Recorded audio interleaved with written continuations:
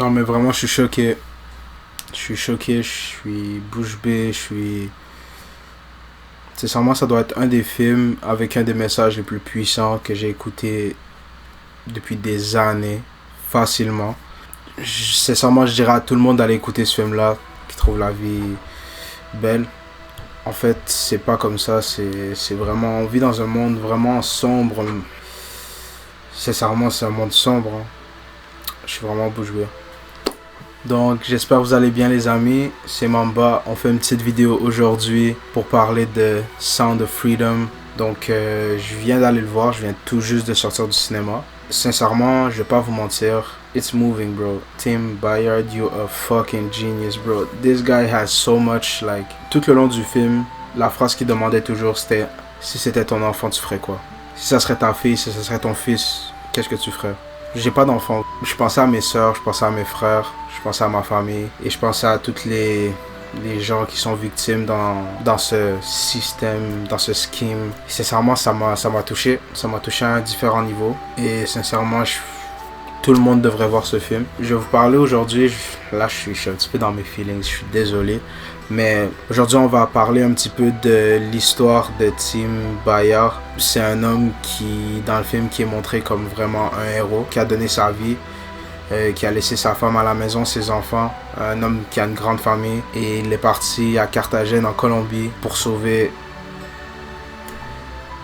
des enfants. Vous pouvez voir, c'est sûrement le respect que j'ai pour cet homme. Un homme qui a réussi à voir que dans la vie, il faut pas toujours écouter. Parce qu'en fait, on va commencer à zéro. Tim Bayard, c'était un gars qui travaillait pour le gouvernement, qui travaillait le Homeland Security, ça veut dire la sécurité interne des États-Unis. Dans le fond, au début, lui, c'est arrivé qu'il a arrêté un distributeur de pornographie juvénile. Et grâce à ça, ça lui a donné un lead pour trouver un enfant qui avait été trafiqué en Amérique du Sud. Grâce à ça, il a réussi à retrouver l'enfant. En fait, cet enfant-là avait été kidnappé avec sa sœur par une figure importante. En fait, là, il se met en quête de trouver la sœur de l'enfant. Donc ça, c'est un petit peu l'intrigue du film, je vous dirais. Il met en place un plan incroyable, même si son propre pays, ses propres employeurs sont tournés à dos contre lui. Il a quand même mis tout ça à l'eau. Il a dit, moi j'y vais. Si ça serait ma fille, je ferais la même chose. Et il y a quelque chose de vraiment incroyable que j'ai vu dans ce film. Sa femme, même s'il y avait 5 enfants à la maison, sa femme a toujours été de son côté. Et elle a toujours poussé à continuer à trouver cet enfant. C'est quelque chose qui touche. C'est sûr qu'on peut voir sur les réseaux sociaux, beaucoup sur internet, il y a beaucoup de personnes qui ont certaines opinions. Ils sont pas nécessairement fausses. Donc en premier lieu, le premier truc qui ressort le plus, c'est que dans le film, il y a des scènes qu'on peut voir des enfants qui se font kidnapper dans la rue, dans des marchés, des enfants qui se font kidnapper comme ça, ils embarquent dans la moto et ils disparaissent. Ça, en fait, ça a été beaucoup critiqué à cause que la majorité des enfants qui se font trafiquer, c'est souvent de la famille, des parents qui ont des addicts à des drogues et tout ça, donc ils doivent trafiquer leur enfant. Vous voyez comment c'est fou, ça arrive à tous les jours. Ok, je suis vraiment désolé, mais c'est lourd. C'est vraiment lourd. Ils trafiquent leurs propres enfants pour payer leur drogue.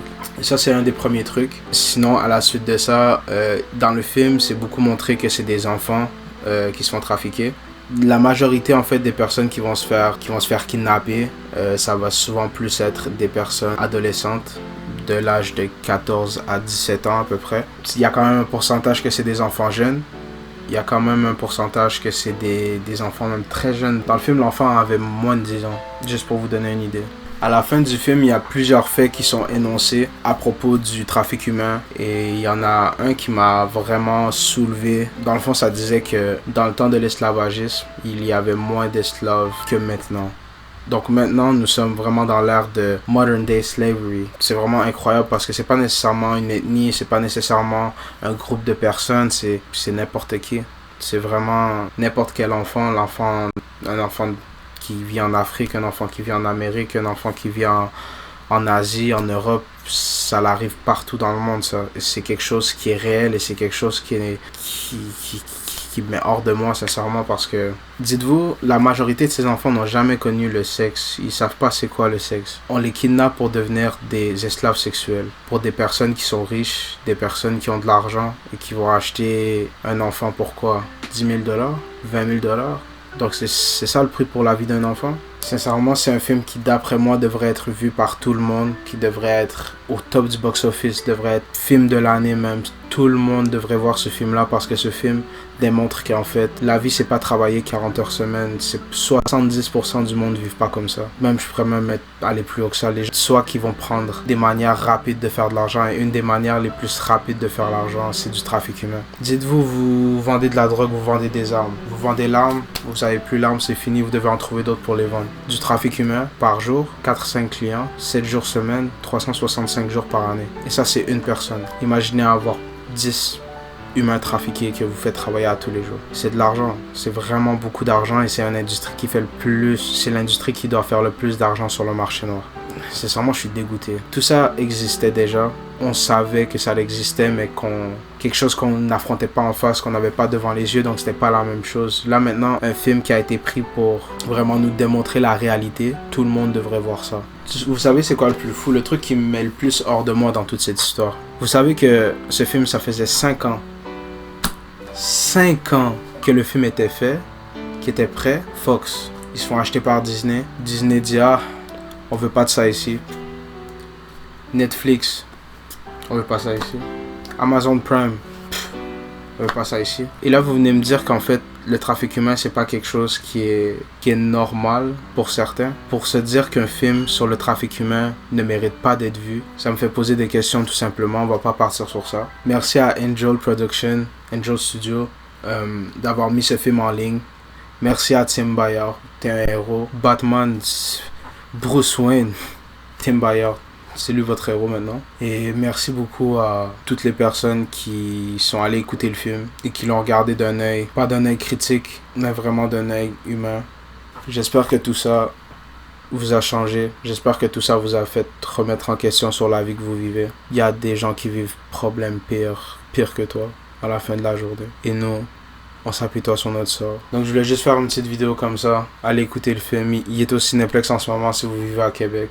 Cinéplex Sainte-Foy. Je conseille à tout le monde d'aller le voir. Donc allez le voir, allez l'écouter au cinéma. Ça vaut la peine. Je vais même pas dormir ce soir, je crois.